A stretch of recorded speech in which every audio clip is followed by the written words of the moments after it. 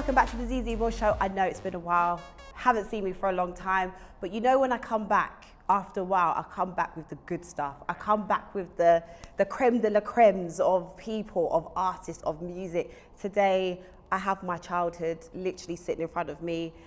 He walked in the building, he was playing a bit of football. I tried to act calm and I was like, wait, this is Sean Paul. Are you all right? Like, I used to watch you on MTV Base. Don't it? MTV, yeah. How are you? Thank you so much for being here. I'm very, very good. Thank you for having me.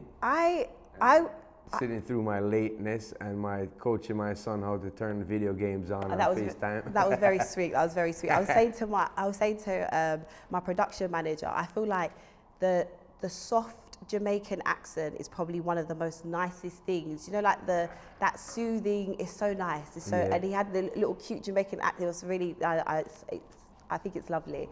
I'll let him know. How have you? I cannot believe that Dirty Rock came out 20 years ago. Yo, 20.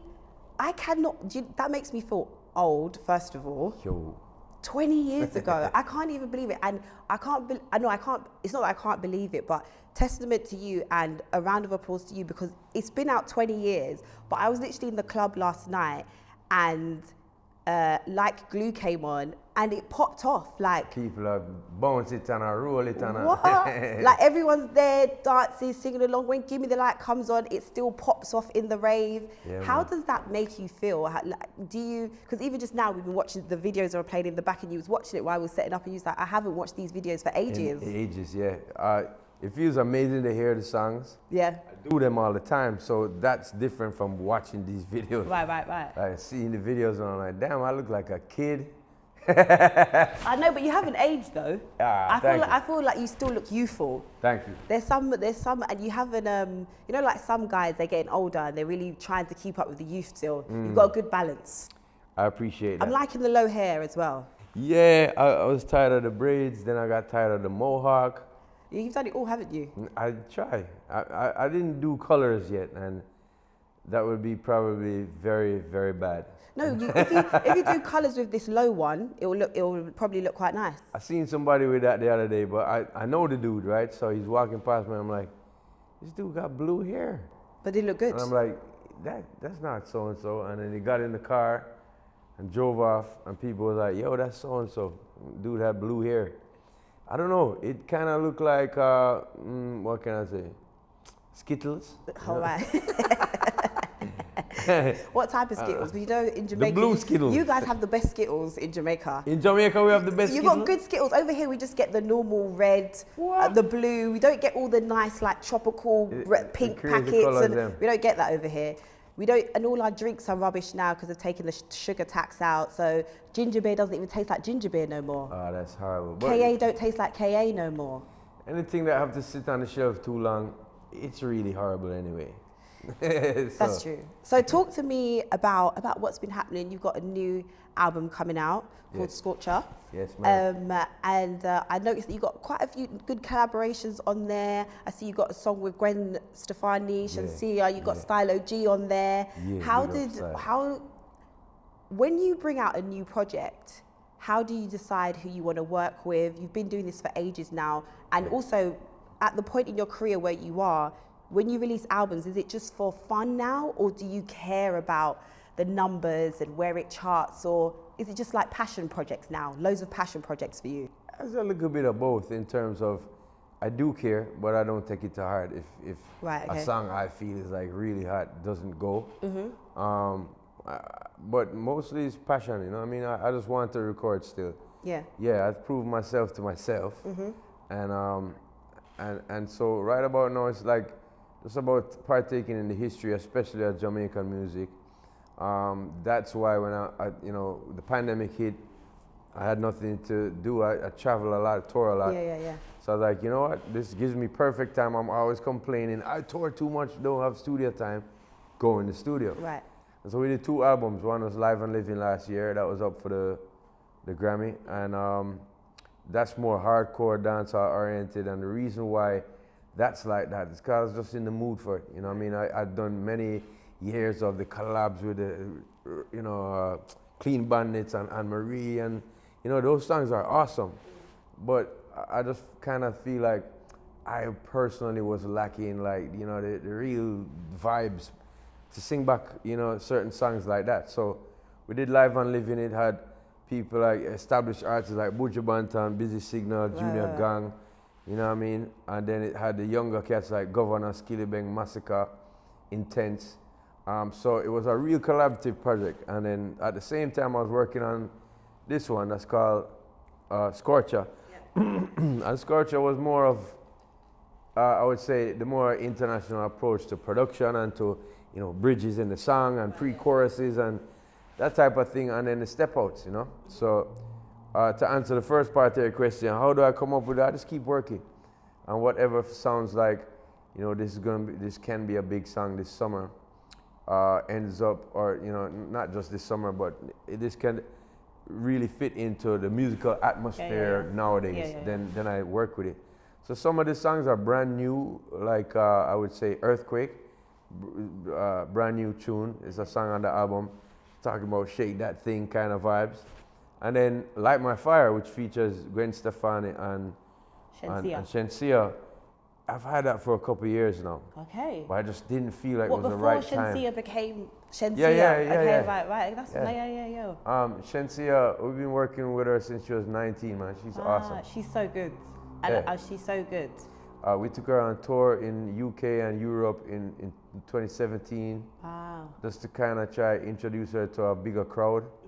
And then from there, she get a taste of it. She's like, yo, we're ready. And she started. I mean, people criticize her a lot because, first of all, being a female, and she kind of outlandish with certain things too. But I've seen her in the studio, and her pen is awesome. Her pen game is on point. Because talking about that is about about Shenseea and people being hard on her, because she brought out that song with Megan Thee Stallion, and there was a bit of backlash about it because people were saying, oh, she's gone away from the dance hall or what people know her for. And that's what I was going to say about you. I feel that although you do have that commercial element to you, you've also managed to stay true to the roots of dancehall. And you're also very like musically diverse. Like one of my favorite songs with you on is Saturdays. Oh boy, I'll be waiting so long, I'm suffocating. I used to love that song. Like that was, and I was like, what? Sean Paul on Saturdays, but it worked so well. We were in LA 3 days ago and drove past the same basketball field that we shot that video in. That's so crazy. Man. So is it hard though? Do you think it's hard for artists that the base is dancehall, the foundation is dancehall, but when they want to cross over, is it hard to stay true to that foundation but be commercial at the same time? It can be, because you know, our dancehall market is a niche thing, and things happen in there that change totally the trajectory of how the music was going or whatever, like on the daily. Yeah. Sorry, there's new artists there, they come put their installment in, and it's like, everybody's like, oh, that's the new thing, and so there's a lot of great energy like that, and I find that some of these companies, they don't really keep up with that. Right, okay. And so their idea of what might be cool now, we're like, but that's old. That's to us, you know, we put out thousands of songs. But in my defense, or even in Shensea's defense, every artist can you know, do what they want to do. I mean, it's about expanding. I love dancehall music, I love reggae music, I want to take part in the history. But in Jamaica, we have had many people who pop off just one song. It has nothing to do with dancehall or nothing to do with reggae. Omi is one of them, big up to him. Big up to the dude that sing Kung Fu Fighting. Can somebody please remind me of his name? To Google that guy. But everybody was Kung Fu okay, right. He's Jamaican. Oh, what is he? Yeah, that's a big disco song. Yeah. Is Delroy Morgan? I didn't even know that. Sir Morgan, from the father of Morgan Heritage. Carl Douglas is Kung Fu Fighting. Okay. And then you have Delroy Morgan sing a big song, say, I'll do anything for you. That's not reggae, that's not dancehall. So, you know, we're able, like Tessan Chin, I don't know if you know about her, she's an amazing voice on The Voice. I mean, none of these people really did reggae music to break.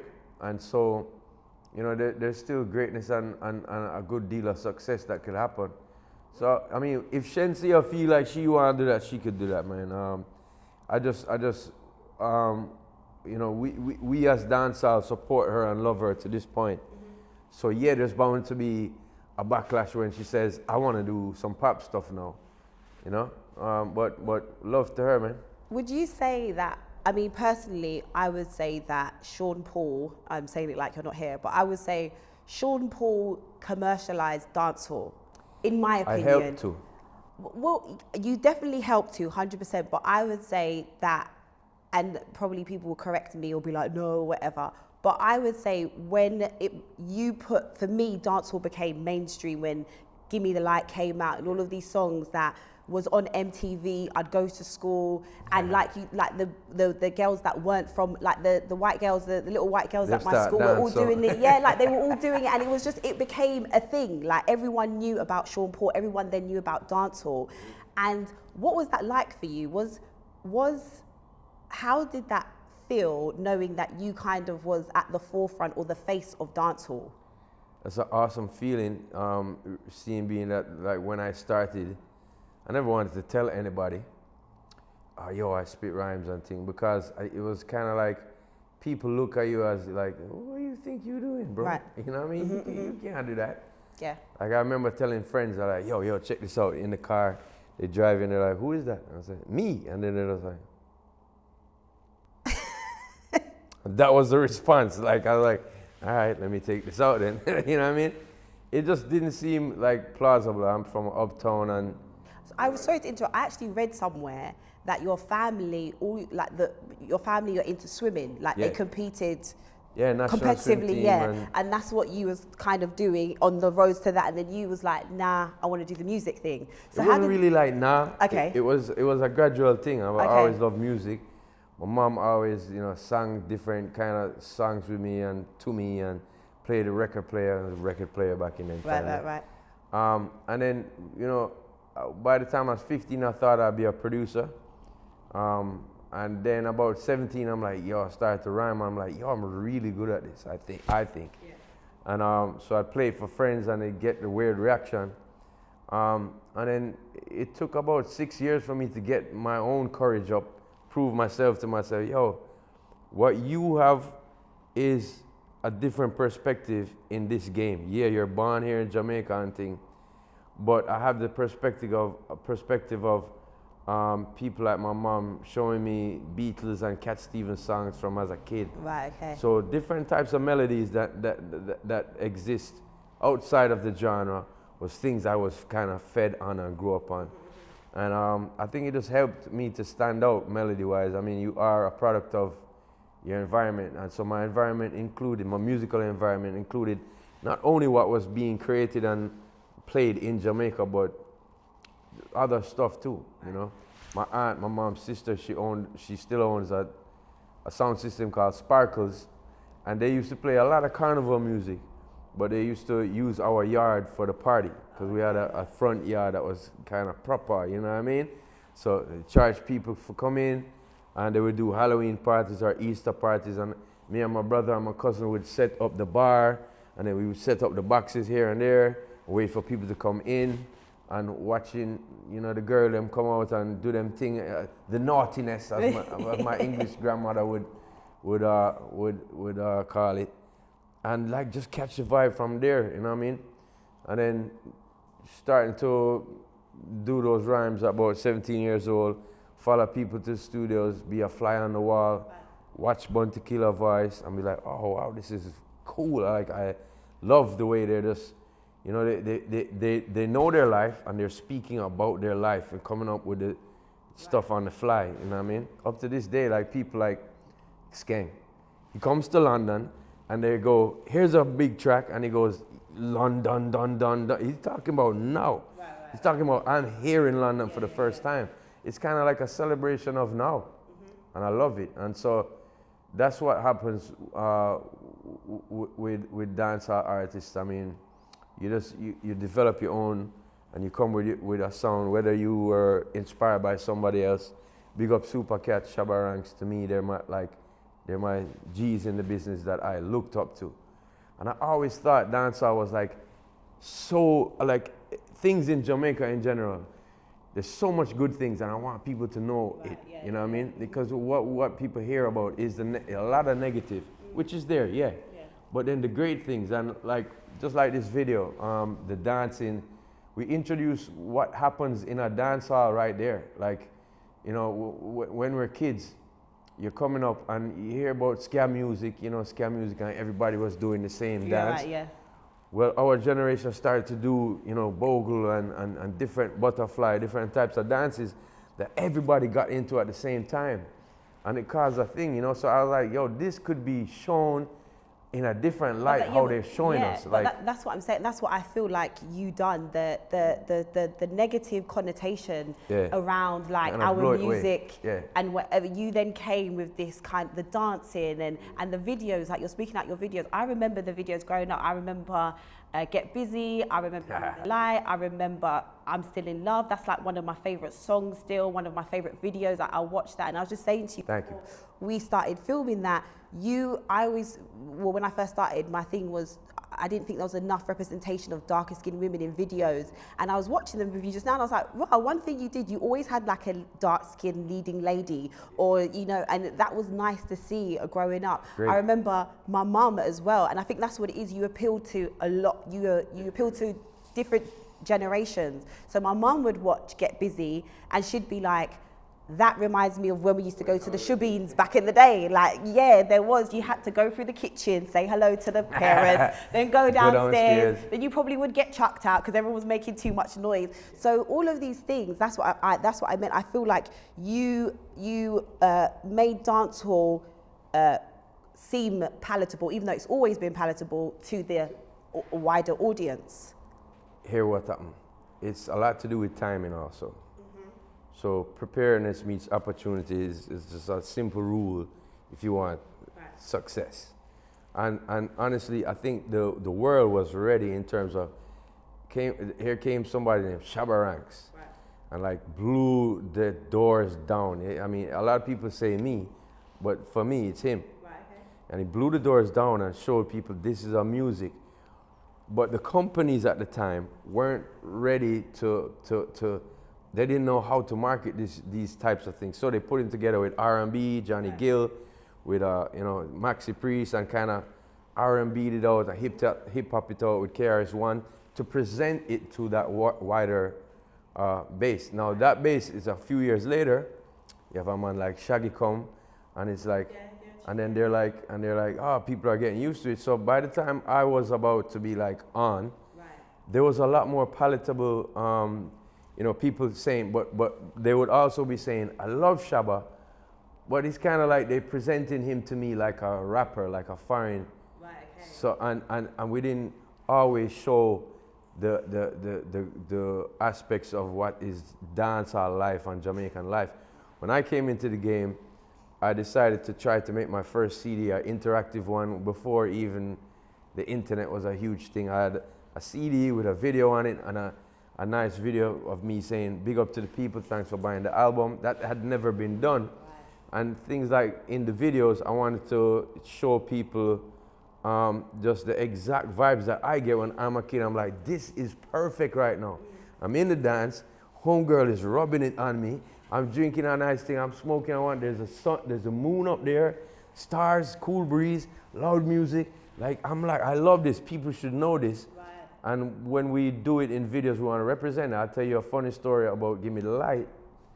Gimme the Light was, you know, my first pop-off song then. And they were like, okay, the video people at first were like, okay, you're in the bush with a bag of rastas, right? And you're smoking on a chalice pipe, and there's coconut trees and I'm like, it's not, if I was singing like maybe finally the herbs come around, like maybe, yeah, but this is just Gimme the Light, it's a club song. And although we don't have club, we want it represented in that respect. We want the dance and the, so that's why when Little X came along, he's a Trinidadian kid growing up in Canada, and he knows the atmosphere. And he's like, bro, I know these parties. I got you exactly, I know what to do. So for Gimme the Light, we showed just like a space kind of world. I remember. But with the dance, the dance was really important to him at the time and to me. And when we showed that, it kind of showcased it, blew it out of the blew it out the atmosphere, you know what I mean? That helped a lot. When did you kind of realize that you was becoming a thing? Like you was now Sean Paul and you was making moves and you were being nominated for like when did it kind of sink in and you was like, wow, this is a thing now. What I wanted to happen is happening. There's different stages, right, yeah. But the first stage is like, you know, that first single that comes out in Jamaica and just blows up. Right. I'm like, yo, and then another stage is being able to perform on a legendary sound system like Stone Love. Right, okay, I climbed over the fence to get into the 25th anniversary and go to security guard, catch me and go for beat me on, and then, no, it's the artist. I was like, all right, cool, and he, you know, let me go on stage. And then our next stage was actually being on Sting, which is the biggest dancehall show that we have every year, once a year. We used to have it at Christmas time. And those were like parts of my career that I'm like, yo, this is what I've wanted to accomplish. Wow. Up until then, that was the things that I would think about. Mm-hmm. To have a video on MTV or playing all the time was not something that I focused on at all. It's a surprise to me. It was like whoa. And at that time I started to realize, yo, you know, I may be considered a one-hit wonder if I don't buckle down and take this thing serious right now. Was that pressure for you? No pressure, but just a sense of responsibility. Like, you've been given something to run with, bro. Don't drop the button. You know what I'm saying? That's how I kept thinking to myself at the time. Because a lot of people get that button and they're like, oh, and they're more about the hype of the race. Right. They get the thing and it's like, boop, boop, they drop the button and they disqualified and it's like, oh, yo. So I was like, I don't want to drop this button. I want to go through with it as true and as real as I can. And I think a lot of the fans at the time, like as you say, your mom was like, that's how we used to do that. I feel that. So obviously you've been doing a lot of press tour. And I follow all the big blogs, and I've seen obviously the whole Beyonce thing has been circulated. Yeah. Is that annoying for you? It is very annoying. Because like you've done a whole press tour. I'll set the record straight again because every time I say something, they take one part out and be like, headline, and the headline looks horrible. If I was them, I would hate me. I would be like, what's wrong with this dude? 20 years later, he keeps bringing this up. I'm not bringing it up. People bring it up. But that's what I'm saying. Even though they bring it up, because I guess as an interviewer, you kind of think of things that people might want to hear or things that never got clarified or anything like that. But as an artist, it must be very annoying for you that you have a whole new project coming out and all people keep latching onto is this one thing. Obviously you've been doing this for 20 plus years. How has the whole industry, interviews, press, blogs, all of those things, how have you adapted to it? Do you care about them? Do you understand that you have to kind of somewhat play into it now? Or how I always love to speak to people that have been doing this who have gone through the different times, CDs, now streaming, now all of these things. Like I think I saw that Dirty Rock sold 6 million physical That's mad. Like 6 million people decide to leave their house and go to the store and get the album. Like, exactly. So how does that, the whole change, how's that affected you, or do you just go with it? Yeah, go with it. Like when the first time you said the different technologies come up. So the first time I heard about Wikipedia, I'm like, oh, Wikipedia. Let me see if somebody, and I turned it on and it says, Sean Paul, sang Give Me the Light, did this, 2004, died 2006. I was like, what? I was like, yo, Steve. They said that you died. I'm dead. Like, what the fuck? Why you didn't tell me I'm dead, bro? And I was like, from that time I started to realize, yo, this is just like, it's just a world with no info on the internet. So a lot of crazy things can happen or be said. Yeah. So with the whole Beyonce thing, I'll say it now again. No, me and her didn't have anything. Yes, they were rumors. No, I had nothing to do with starting them. Right. And obviously she didn't. Because the last interview I just did, I said, me and her spoke about it. All of a sudden I'm hearing this confrontation. I did not say nothing about that. Yeah. What I did say was that she says, at that time, she said to me, rumors follow my career a lot. And I said, they don't follow mine. I see the vlog saying, he's saying it's affecting her career, and she was complaining. I did not say none of that. So I told myself the other day I wasn't gonna answer no more questions about this. But you brought it up, and I think now by me saying this, I like, think the way, because I remember that back in the day, but I didn't care. That's so long ago. But what I found interesting and I felt was quite, not sad is a very strong word, but that the fact that as an artist, you're going to do interviews to talk about your new stuff. And although old stuff might come up, it's sad that that's the thing that people latch onto, because everything is clickbait now. Everyone wants that thing. But so I was just saying, how does it feel for you? It must be really. It is frustrating. Yeah. It is frustrating at times, but you know, you have to roll with the punches as well. And you know, you can't. Everything about this business, or everything about being an artist, it's really narcissistic. You're thinking about your lyrics that you're putting in your song, that you want to have your video, what clothes you want to wear on that video, what shows you want to do, which dancers you want to come and support for your song. It's all about you. And so there's times where I'm like, you know what, it would be more, even worse, a real narcissistic move of me to try and control every narrative that people, because I can't do that, and it would probably drive me crazy. So I just have to roll with the punches. I mean, my objective now is to tell people about Scorcher. New album, May 27th, dropping. But there's other things that people are interested in, so I get it. I mean, you know, same reason I would watch a movie about James Brown. I wanted to see his whole, like, I love the music, but I wanted to see, like, the little things, like when he came in the room and said, "Who used my toilet?" Did you see the movie? I have, yeah. I couldn't believe that movie. It was dope. One thing that I didn't actually realize, so I read somewhere, I don't know if, because you're telling me that it's true, that all these things could be made up, but what I did read was that you grew up a Catholic, but you went to a Jewish school for a part-time, was it a lot? For a period. So from kindergarten, learn how to read, write. Me, Damien, and Marley went to the same school. Right. And you go up to grade 6, I believe you would call it here. Okay. So just before high school. Yeah. So it's a Jewish school, but we were never taught nothing about being or doing you can't really, unless you're a part of that religion, do that. So yeah, the school was built by Jewish people, and they do observe their Jewish holiday, but so they're like, go home today, it's Yom Kippur, and we're like, yo, we do go to school, and everybody's like, how the hell? Like, it's like literally 3 days throughout the year. We just don't go to the school because they're observing their sacred thing, and it's like the person who built it. But that's the thing about Jamaica.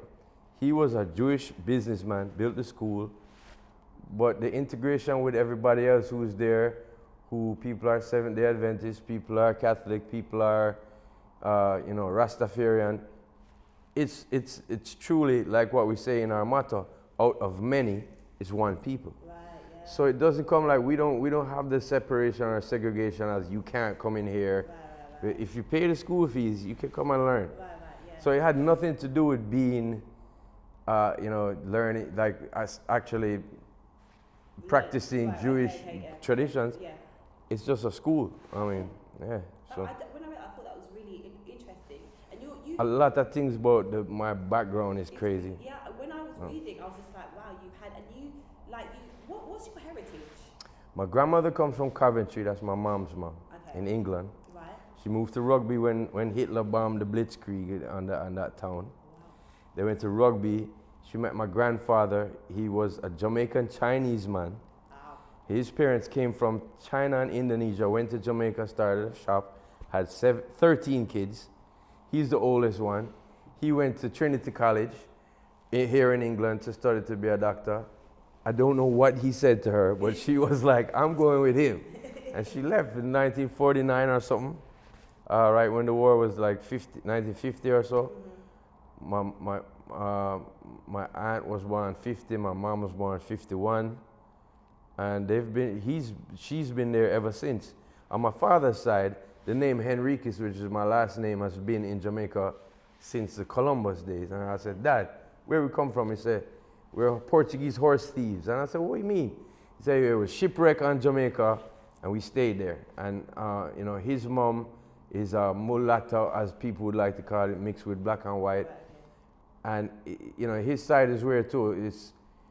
It's a Jewish name, Henriquez, but we left Portugal, or that family name left Portugal with Inquisition happening, where Catholic Church was like, you have to be Portuguese, you have to be, sorry, Catholic.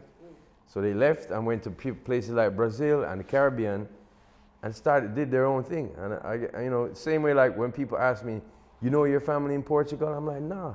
You know your family in China? I'm like, no, because it's been 400 years. We didn't have phones back then. We didn't have an iPhone. We didn't have emails or nothing like that. So I'm a Jamaican kid with just all those ethnicities in me. But to me, I'm a Jamaican. Right. So being that you have all these different, you're of mixed heritage, was there, and you're obviously Jamaican, but was there ever any like friction or contention amongst like other dancehall artists who might have been like, well, you know, was there any of that ever where they felt like, how comes you have become almost the face of dancehall when, you know, like, do you get what I'm saying? I never experienced that up front, right, but I'm sure people felt that kind of way. Yeah. But I never, like, up in my face, everybody's always like, yo, bro, what's up, and let's work. I could tell by attitudes who may feel that kind of way, but that has made me more open to what can I say, just working better with people, even people who I feel, this person has a block against me, but I still want to work with them. It's been always like that. People kind of tend to, I guess, give you the benefit of the doubt and judge you off of how you are. And I think I've proven myself to people. I care about this music, I care about the culture, and I care about you too. Like I'm not here trying to be like, I'm the best, you ain't the best. I mean, I'm here to, that's the reason I don't do something like verses, or didn't want to do a verses. For me, I think if I was an artist that needed the press right now and I needed that push from what verses can give you, if I put out songs now that people don't listen to, they don't add to their radio station, then I would be like, I need verses. But I don't think I do. You know what I mean? But do you think verses is a bit of like an appreciation for music and the artist? I don't necessarily think so, no. Okay. I think that clashing is a negative part of our culture. It's a big part of our culture, but it's a negative part. Just like. But didn't you think like Beanie Man and Bounty? It was awesome. It was awesome, and it's legendary the one that they did, and the 10 or 15 years that they went at it at each other. But those things to me should be the exception of the group. Like it should be the reason why the Bronx Wars or the Bridge Wars went on in hip hop music, because somebody in Queensbridge said, Queensbridge. And then Bronx dude, KRS-One was like, I don't like those guys because I went to their studio and that person told me I can't rap. So they're saying Queensbridge, I'm gonna say South Bronx. Right. And it started a war, and that was a unique thing that happened, and it came out. Now everybody's like battle rap. I don't think everybody should be battle rap, you know. There's negative parts of every culture. One of them is smoking weed with tobacco in it. It's called fronto. I don't do it. I don't like tobacco. I like weed. I think it's a bit harsh though. What? Just the weed on its own. Like in LA they do that. No, for me, I don't like tobacco because same way I don't like sugar. It's something that's bad for your body. So yeah, I know smoking is bad for me. I get that. But in my thing, I'm like, give me my Starbucks with coconut milk. I don't want no milk from a 7,000 pound cow. That's just me. Because I don't do like, so there's negative parts of our culture that I partake in or don't, basically based on how I feel about that. And for me, clashing is a negative part. It never brought me to where I am today. And I've seen, like, look at Big Daddy Kane and KRS-One. KRS-One killed that dude. And I still got love for Big Daddy Kane. I'm like, but so what did it do for him? Other than, you know, embarrass him a little bit and tarnish his career with younger kids, they're like, he ain't nothing because KRS-One came and smashed him.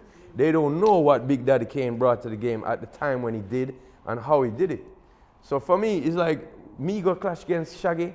Okay, Shaggy sell 15 million with 1 or 2 records. I have a career that has spanned 20 years. I'm still getting on playlists and I'm still streaming billions of songs. I have 19 songs on the top 20. There's no way that makes sense for me. He's gonna draw 3 songs or 4 even, and I'm gonna draw 19 songs. And me and him is some of the best friends in this game. Yeah. We make moves, we make moves that helps a lot of different people in the game. People who are extremely talented, but they're not getting put on. So I do moves like Live and Living, the album, you know, and he does moves like the Christmas album he last did. And it's for the betterment of the genre, the highway that Bob Marley paved for all of us to be able to walk on. And I'm gonna go kind of tarnish my boy's career because for the entertainment of some people. And I famously said, it reminds me of some slave type of thing, like in the Django, and everybody was vexed at me. And well, I mean, I can. In the Django, you saw Django, right? You saw that movie? Put them in the hammers, and it's like, we're smoking on cognac. I'm like, that's true, to me, that's not what music is about. Music is, as Capleton said, it's a mission, it's not a competition. I've never seen some of them big boys clash, but you know they could tear it up. But so for me, I'm not there. That's a part of the culture that's negative. I don't want to partake in. What do you think about dancehall in general, like the current state of it? I mean, I had Beanie Man on, we spoke, and I said, like, I often think, I look at Afro beats and I see how Afro beats is kind of gone like that and shoot like a rocket, and then I almost think like, why didn't that happen with us type of thing? What's your thoughts on that? There's many different reasons, just like there was many different reasons for me breaking and becoming the person or one of the people them. And nobody here don't have the same story. But in general, my feeling of dancehall now is I love the fact that we have more artists, we have more producers, we have people outside of our genre producing our music and winning Grammys. And you know, people in Germany making dancehall, and France and UK and different little variations of it. We help to start music like reggaeton.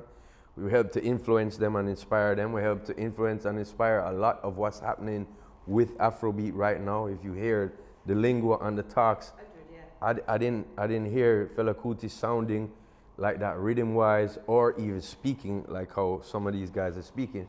So I'm not trying to say dancehall is the be-all and end-all, but there's a powerful force named dancehall in the world that has helped a lot of different musics, even these pop cats, to get some hits. I mean, Ed Sheeran's song "Shape of You" is very dance. Like, you can't tell me that's not dancehall. You know what I mean? So what was the point I was trying to make? But you've answered the question. Even though it's not. It's influenced. I just want to make one point. I think that same like I was saying about negative parts, like everybody doing the same type of song. Right now in Jamaica, our lyrics are really violent. You say valid or violent? Violent. Okay, right. Okay, yeah. And that's the trend now. A lot of people saying things that is like, it gets your attention, even if you don't agree with somebody getting shot in their head. When you hear the lyrics, you're like, oh, yeah, that's tough, that's dope. I don't hear nobody in Afrobeat doing that. I don't hear nobody in reggaeton doing that. This is what I say like Afrobeats is family friendly. Fun. You can play that with your little niece in the car. You're not going to be worried about skin on me, pum pum. You're like, oh Jesus Christ, what's happening now? I've got to turn it down. Like, God, my daughter's now talking about pum pum, and you're like, what? No, you can't. Like, it's like just too much.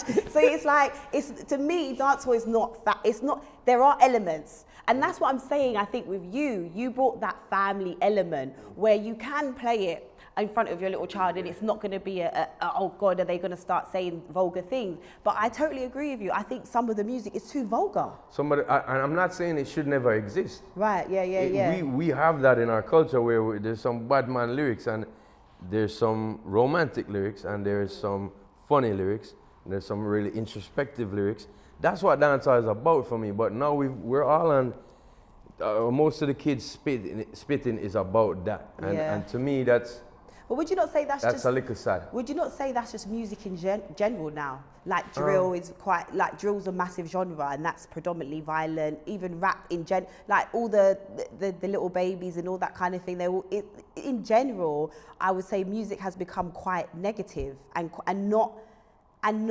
There's no balance, and like I agree with you. I don't think we shouldn't have that. I enjoyed, like when I was younger, riding around to 50 Cent saying "Many men wish death," but I knew also I could go and listen to Candy Shop and listen to Best Friend. Like if I was your best friend, there was a balance. Whereas now it's just I'm gonna lick your head off, and girls and everyone and chop out your money and take away your girl. And yeah, exactly. It's really insecure, isn't it? I would say it is. It's a lot insecure, and for me. You know, I think when people hear me talk like this, they're like, no, it's just exciting, bro. But to me, music's supposed to be making a joyful noise unto the Lord. Whether you want to talk about give it up to me or not. Like for me, sex is the reason we're all here. Let's face that. And it's brilliant. And it's brilliant, right? Yeah. So for me, that's a natural part to speak about life. And even if your life does entail a lot of violent stuff and you want to talk about that, cool. But then don't you wake up and make your breakfast porridge? Don't you do something normal? Aren't you know, everybody wants to be this bigger than life mafia figure. And you know, it's a little sad and it's a little insecure. You can see people they want to be perceived as the big boss. And I mean, in truth and in fact, are we the big boss? Who is being the big boss? They're going to prison. They're you see that. Yeah. In the music industry, you see that. So you make your decision. You love music better than, like when I said I got this opportunity and started to be like, is this pressure or is this a sense of responsibility? Bob Marley paved this road for me. Jimmy Cliff paved this road for me. Third World paved this road for me. Black Uhuru, Aswad, all of these people paved the road for me. You know, for Shabba Ranks to come, Shaggy to come, Beanie Man, Bounty Killer, for me to step in the building. I owe it to these people. I owe it to them and to the fans to be a little more responsible and not just about the hype of what people's gonna go but for 2 minutes. And music is supposed to be creative, it's supposed to reflect life. And if you don't wake up in the morning and look about getting your tea together and you can't rap a song or DJ a song that has just some simple elements of that. Yeah. It's all about chopping money and busting hole in people's head, and you ain't real to me no more. And that's what this music really is supposed to be about, real people and real life. I hear that. One thing though, dancehall, I feel like, was talking about sex, one thing I feel like dancehall has really ruined it for us ladies with the Jamaican men and the Caribbean men is you lot always want to discourage the men from drinking from the fountain of youth. And that really annoys me. That's what you call this? The fountain of youth? The fountain of youth. I'm really upset because you guys are always telling, no, we don't do them things are nasty. And it's just like, why would you deprive us ladies? Now all the Caribbean men are out here saying they don't want to do it because of the music that they grew up listening to. You guys did this to us. There's the ladies out there struggling. Because of the music. It's really lopsided, and the world has been. 20 years ago growing up, ladies had way less opportunities in the business place, even though women's lib has happened from many years before that. They still had less opportunities. So male-dominated industry especially, and so a dude can talk about a girl knobbing off and thing, but then when we talking, we shouldn't be saying things like that. Have you got any questions for me? Because they're telling me we've got to wrap up. I've had such a good time. No, we're not gonna wrap up. Jano, it's too good of a convo. Have you got any questions for me? Yeah, how long have you been doing this? Because this is an awesome podcast, and how can I help you to expand? Well, I've been doing the ZEZE MILLZ show for like 4 years now. I would say, Andy, about 4 years? About 4 years we've been doing it. Same production company team from the beginning. We've all grown together, and I just when I used to watch interviews, I never used to get the info or the in-depth, like, okay, like, you know, like the questions I've asked you, I was like, where is, because there's so many, because when I told a few people I'm doing Sean Paul, and I was like, what would you like, one of the first things everyone was saying is like, ask him where he's from. And I'm like ask him what his heritage is. And I was just like, that's so true, because when we know you're Jamaican, but it's like, we can obviously tell there's mixed heritage there. So what's the background? So that all these type of things that people don't normally ask, or, you know, you read things, and I just always wanted to ask, just know the person a little bit better and how they think and what their thought process is. So that's why we started. And I guess awesome. what we can do is you can fly us all to Jamaica and we can do like ZEZE MILLZ special or Jamaica of the culture of everything. And we can go to some shoebins and we can see the girls rocking out and the man them and everything. Everyone, I want to eat the food and that's, so yeah. Steve, you heard that? She's coming to Jamaica one day. See. I'm soon. But honestly, I thank you so much for this conversation. It's been really... You have Jamaican roots, or...? Yeah, my family's from Jamaica, all my family. Like, my grandparents were born over there, and they came over here. My dad was born over there, my mum was born here, but Jamaica is like that's it. The thing. That's the thing, yeah. So appreciate you. Thank you so much. It's been an absolute honour. So let the people know when Scorcher's coming out and all that good stuff as we final thoughts, final thing. Hey yo, you don't know, coming from ZZ's table. This is Sean Paul, the girls them over Raw, the live and living Scorcher. I got an album called Scorcher, dropping May 27th, featuring Gwen Stefani, Shensia, Styler G, Jada Kingdom, people like Junior Gang and Nicky Jam, people like Tove Lo, you know what I'm saying? Ty Dolla $ign. There's a whole heap of great vibes. Pia Mia, whole heap of great vibes on the album. So also some very, you know me for the party track them. That's on there, but some very introspective songs on there as well. Single song for myself. So it's also the 20th anniversary of Dirty Rock this year. So we're planning to do some big things, and I hope you all listen to new music and love it. Seeing Scorcher, May 27th. Boom, boom. ZEZE says so. And we out. Bass.